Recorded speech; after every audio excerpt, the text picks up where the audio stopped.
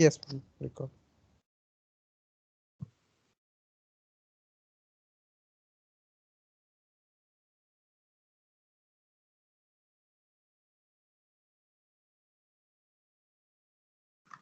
Conversion of galvanometer into voltmeter. Please write the formula, boys. So I think so. Tomorrow's class at 12:30 to 1, I'll will do numericals based on galvanometer. Tomorrow? Ma'am, tomorrow? Yes, sir. Ma'am, ma'am, Sorry, tomorrow sorry, we have sorry. prayer at 12:30. No, sorry. It's the next class. The Ma'am, next Sunday. class, Sunday. Next class, I have to do numericals on galvanometer conversion to voltmeter and ammeter and numericals based on cyclotron. Today, I'll be concentrating on magnetic moment, current carrying loop placed in a magnetic field, and toroid and solenoid. Let us check. Boys, complete this. Voltage across your voltmeter V is equal to Vg plus VR.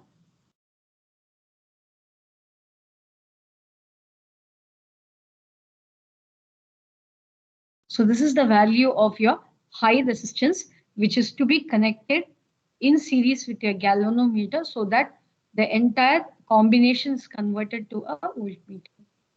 So G is the resistance of the galvanometer. Ig is the maximum value of the current which galvanometer can measure.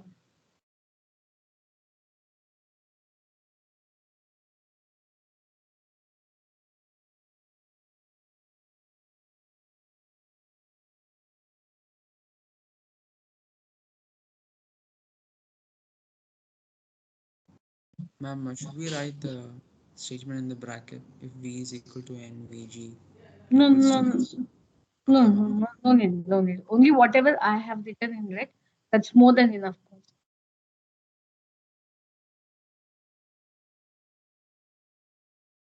This entire circuit, this entire setup will act like a voltmeter.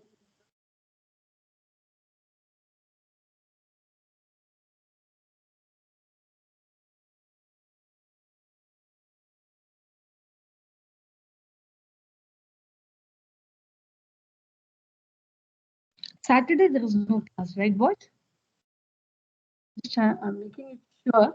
Saturday you have Ma'am, no class. school on Saturday. Only on weekdays. Shall I take a class on Saturday? I need to complete my portions. That's the Ma'am, big. what time? Same time, morning. Ma'am, I have tuitions at 1, like 12, Okay, 50, or okay, like. okay. Fine, boys. Let me check because at least numerical part I will take. Complete this, boys. Shall I move for the next? So galvanometer is over. We started with the principle of working of galvanometer, construction, then the working of galvanometer, then proving that the current flowing through the galvanometer is directly proportional to the, or the deflection is directly proportional to the current. Then we've completed what is voltage sensitivity, what is current sensitivity, then converting a voltmeter to a galvanometer to a voltmeter and a galvanometer to an ammeter. So the last part of this chapter will be cyclotron. Shall I close this PowerPoint? I have to open up the cyclotron PowerPoint presentation. Shall I close this? Boys? Sure, ma'am.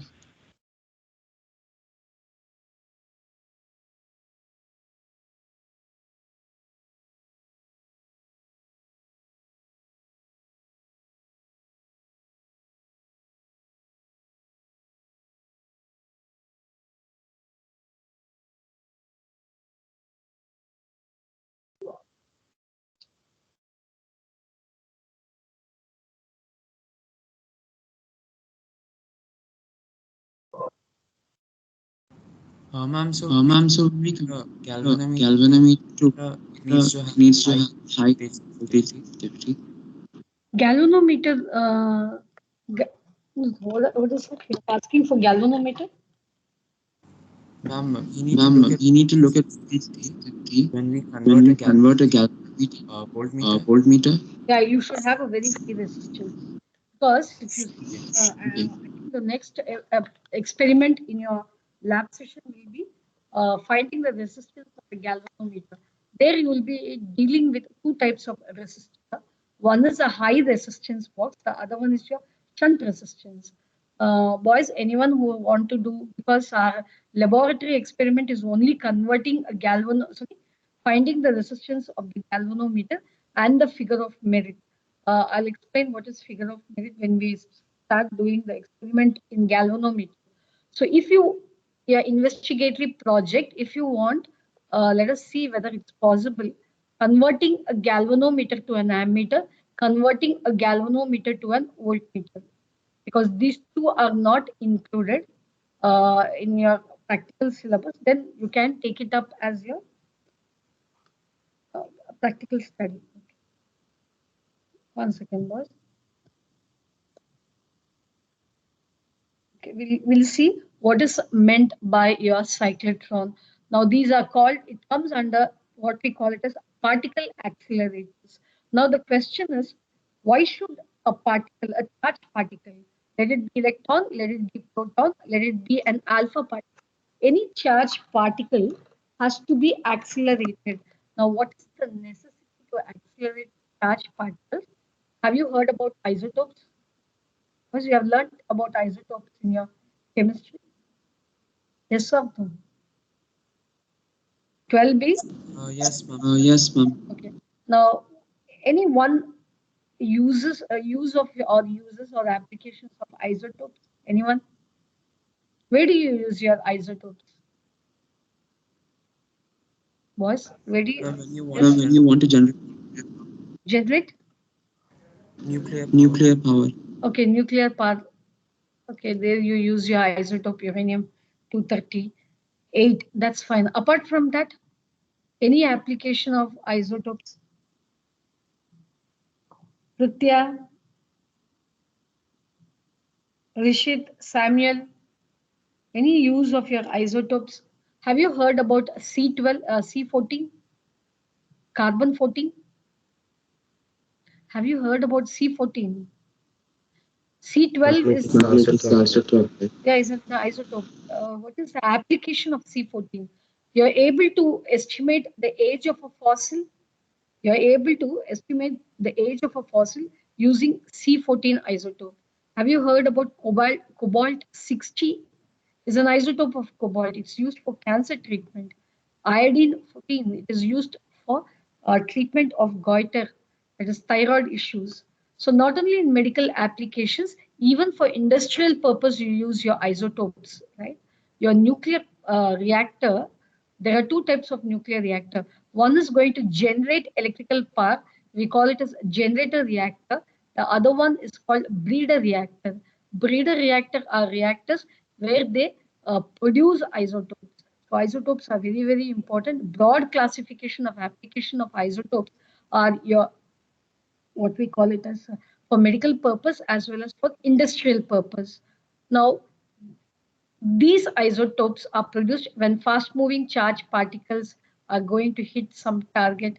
Now, that is what we require fast-moving charged particles. These charged particles can be accelerated to have a very high velocity, go and hit a target element. Now, they can be accelerated by means of so many particle accelerators. One is cyclotron, the other one is synchrotron, that is not for your syllabus. And the third one you would have heard long back, it's called Hadron Collider. Now, Hadron Collider is an underground particle accelerator. Now, this particle accelerator is used to study the origin of universe, something related to Big Bang theory. So, these are the things that you should know why particle accelerators are being used, right? So, one important particle accelerator, what you're going to study is your cyclotron. Now, cyclotron is a particle accelerator where you can increase the speed of an electron or a proton or an alpha particle. So all ions, not neutrons, all charged particles can be accelerated. Now, the charged particle undergoes acceleration by two means. One is by the mean of an electric field, by an application of magnetic field. Are you present? No, I'm not presenting. No, it's a blank slide. All we can see is like loading. That's it. It's not loading. No, I have not. Our No, voice is echoing. okay, I have not still started the video clipping. Now, I think you might have known about picture tubes, CRT, cathode ray tubes. Nowadays, we have LCD screens.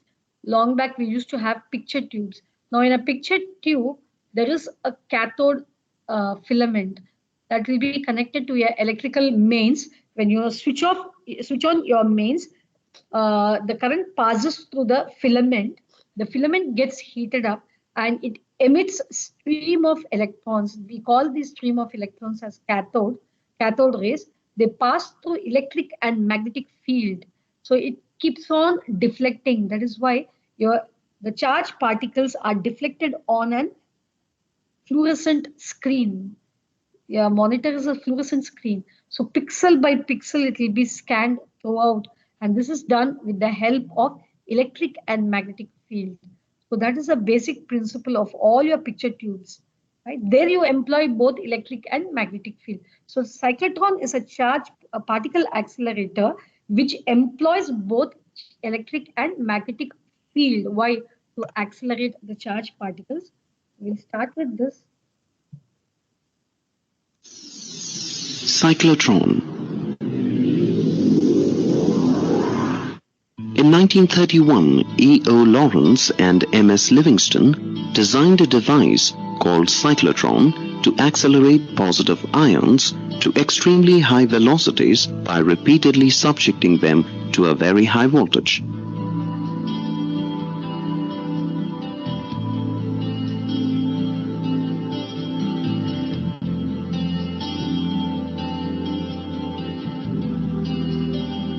Click on the vacuum chamber to know the parts. Consists of two hollow A cyclotron consists of two hollow metal cylindrical chambers shaped like the letter D. Hence, these chambers are called the Ds. The Ds are separated slightly along their diameter, and these Ds are enclosed in an evacuated chamber.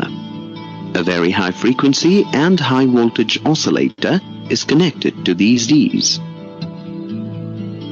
A source of positive ions is placed between the poles of an electromagnet. Now let us understand the working of a cyclotron.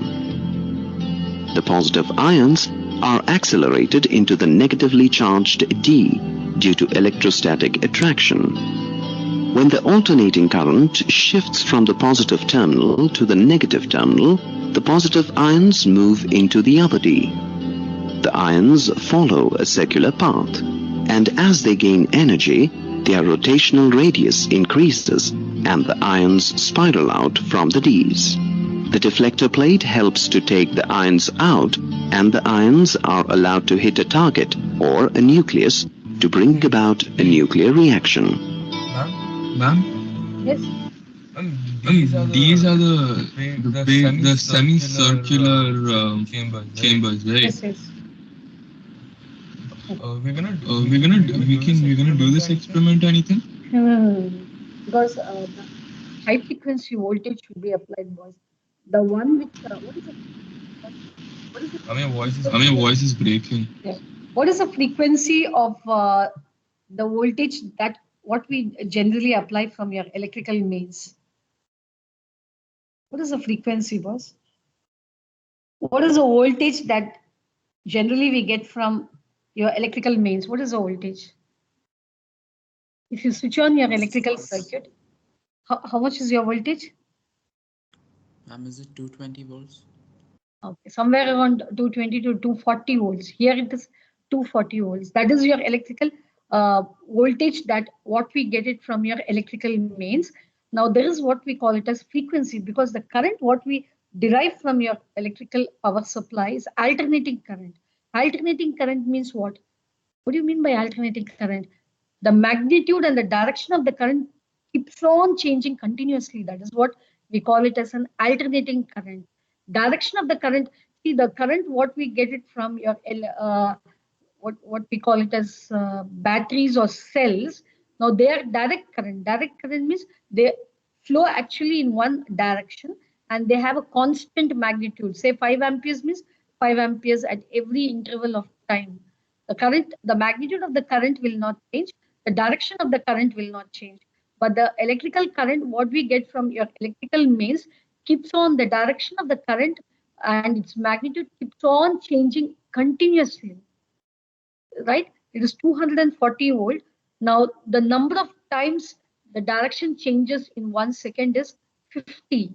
In 1 second, the direction of the current, what you are using, is changing 50 times in 1 second. It is so rapid, you are not able to see. Can you see the as the current flows or as the electric bulb glows? Are you able to visualize the changing in the direction of the current? No. The reason is it is in 1 second it changes 50 times. You are not able to perceive. You feel the current is flowing steadily. So if you want to use a cyclotron, then you should have a high frequency oscillator. 50 hertz is not sufficient. So that cannot be done in laboratory. That's right, boys. Yes. Ma'am, did we finish moving charges and magnetism? No, moving charges in magnetism, I have not started. No, moving no, charges. moving charges in magnetism. Not the next chapter, the fourth chapter. Yeah, that's what I'm doing, moving charges and magnetism. Sorry, ma'am, your voice is breaking. So that is one what I'm right now doing. I'm not doing in the order of your textbook, but I think I have completed everything. Cyclotron should have been done earlier. I thought all the applications one, like your galvanometer and the cyclotron, I thought I'll do it at the last part. So I'm completing this.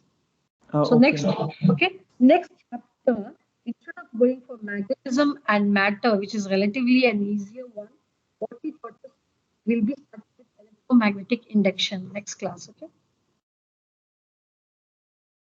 Moving charges and magnetism, we'll do it once we come back to school, so that it's a lighter chapter comparative to the other one. Right, boys? A cyclotron is a device that accelerates charged particles to high energies. Both electric and magnetic fields are used in the cyclotron to increase the energy of the charged particles. The fields are perpendicular to each other, so they are called cross fields. So here, the magnetic and the electric fields what you are using in cyclotron are perpendicular to each other. That's the reason they are called cross fields.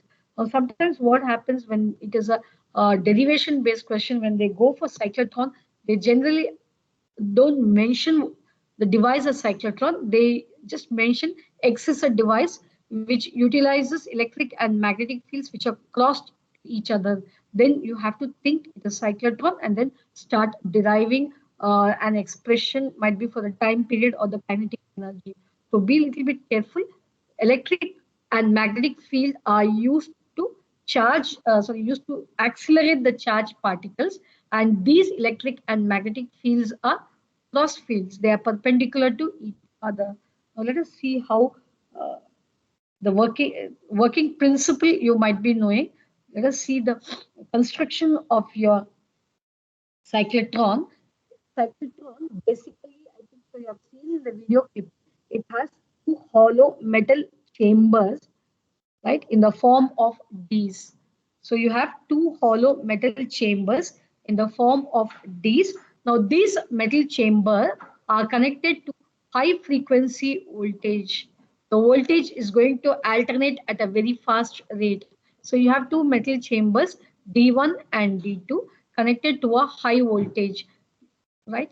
So then the electric field will exist between the space, exist in the space between the two metallic Ds. Like suppose if I have two metal plates, one is positively charged, the other one is negatively charged, then you have an electric field between these two metal plates. Same way, you have two hollow metal chambers. Now the space between them is the space where your electric field acts, right? Now these two metal chambers are enclosed in a vacuum, and then an electric field is being applied. Can you see that there is an electric field which is specified by dots? The dot indicates that all your electric field lines are moving out of the plane of your page. So now what happens is how to accelerate a charged particle. Say, if I have a positive ion placed between the two Ds, now your voltage is going to change continuously. It's an alternating voltage. Now, in case this is a positive ion, so during the positive half cycle of your input signal, this is what we call it as AC voltage. So an AC voltage is applied between D1 and D2. Say during the positive half cycle of your input signal, D2 might be negative. So say D2 is negative, D1 becomes positive. Then this charged particle, positively charged particle, will now be attracted towards your D2 because D2 is having a negative polarity. So the positively charged particle will now enter, will get accelerated because there is an electric field between D1 and D2. It gets accelerated, attracted towards the hollow metal D2, enters into the metallic chamber. Now, there is a magnetic field applied. Now, what does this field do? A charged particle entering into a magnetic field will experience a magnetic force and then starts to move in a circular path. Why circular path? Because the direction of the motion of the charged particle and the direction of the magnetic field are perpendicular to each other. Boys, these are the very important statement. See, your examination pattern is now changing. Okay? So it gets accelerated due to the electric field, enters into the D2 because D2 is negatively charged, will now have a negative polarity. As it enters into the chamber, it experiences a force due to the magnetic field. The function of the magnetic field is to make the charged particle to move in a circular path. Okay, so it moves in a circular path and tries to come out of the D. The moment it comes out of the D2, now what happens is the polarity of D1 has to change to negative. That is why it is a high frequency oscillator. The polarity has to change continuously. So the moment the charged particle reaches the space between the Ds, the polarity of the D has to change. So the moment the particle now enters the gap between the Ds, now D1 becomes negative, so that the charged particle now gets accelerated towards D1. So when the charged particle enters D1, it will be acted upon by the magnetic field. Now, since it is being acted upon by the magnetic field, it will move in a circular path. Okay, so then when it comes out of the D1, again it is being accelerated by the electric field. Now D2 becomes negative, D1 becomes positive. So as this keeps on continuing, your charged particle, right, gets accelerated by your electric field and it tries to move in a circular path of increasing radii due to the magnetic field. So as it moves along the circular path of increasing radii, it keeps on getting accelerated. Finally, once it reaches the periphery of the Ds, it comes out through an exit window by a deflecting electric field. So this is how a charged particle can be accelerated. So two things. One is your electric field is to accelerate the charged particle. Second one, the magnetic field tries to make the charged particle to move in a circular path of increasing radii. So your this electron gets speeded up as it keeps on spiraling in circular path of increasing radii. And we very well know how to find the electric kinetic energy acquired by the charged particle. It is same as what we have done earlier. When a charged particle enters a magnetic field, it moves in a circular path. Whereas when a charged particle enters a magnetic field, right, it tries to move in a circular path. Whenever the charged particle tries to move in a circular path, it should experience a centripetal force. So the centripetal force is provided by the magnetic force. Magnetic force. Now, what is the expression for the centripetal force? It is mv squared by r. And what is the expression for the force experienced by a charged particle in a magnetic field? It is bqv sine theta. Here, theta is the angle between the velocity vector and the magnetic field vector. So the particle enters a magnetic field in a direction perpendicular to the direction of the magnetic field. So theta is equal to 90 degrees. So mv squared by r is equal to bqv, or I can get the expression for v, that is the velocity of the charged particle. Once you get the expression for the velocity of the charged particle, you can find the energy, kinetic energy. It is half mv squared. Now, what are the limitations of cyclotron? Cyclotron cannot accelerate electrons because electrons are of very smaller mass. Why? Can you see the energy? Energy is inversely proportional to mass. Final expression for energy. Electrons of a very smaller mass. A cyclotron cannot be used to accelerate neutral particles, and it cannot accelerate positively charged particle with large mass. This is a key thing due to relativistic effect, because Einstein's relativistic effect. Right now, you need not study about it. Have you heard about this Einstein's theory of relativity? 12B. It's only me speaking. Yes, Yes. ma'am. I just saw the name. Boys, is that I'm really out? I'm completely on the full screen. Is that 10:20 or still I do have time? We have 4 minutes. Okay, then in that case, please start writing. Write the key points, and the working, I will send you the notes. Write whatever is being underlined.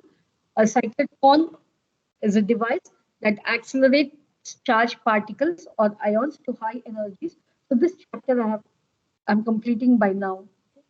Both electric and magnetic fields are used in the cyclotron to increase the energy of the charged particles. And what is very, very important, both these fields are perpendicular to each other, and hence they are called cross fields. Right, boys? These key points you write. Yes. Ma'am, the increasing radii, is it because of the electric field? Increasing radii is because of magnetic field. Okay, ma'am. It moves in a circular path. The reversal of your path is because of magnetic field. Also, ma'am, the expression that we derived, is that the final energy when it comes out of the cyclotron? Yes, yes, correct. Okay, ma'am.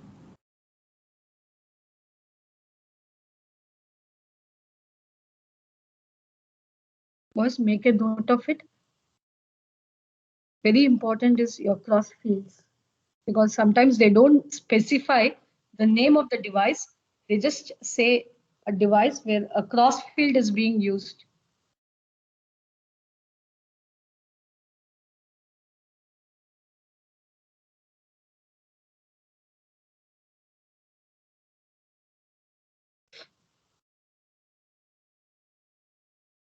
Complete this first.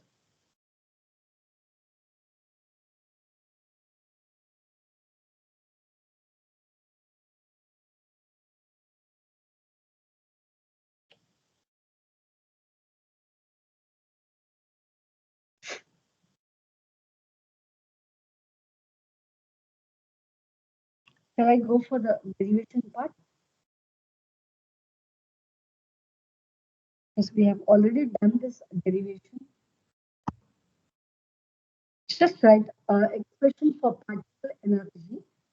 Your centripetal force must be equal to magnetic force.